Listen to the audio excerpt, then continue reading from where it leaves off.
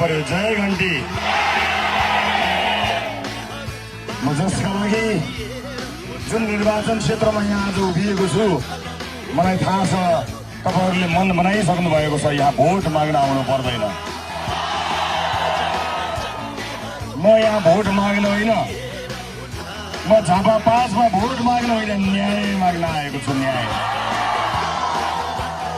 Vote त सबैले पाउँछन्, चुनाव त सबैले जित्छन्। न्याय पाउनका लागि एउटा युग पर्खनुपर्छ।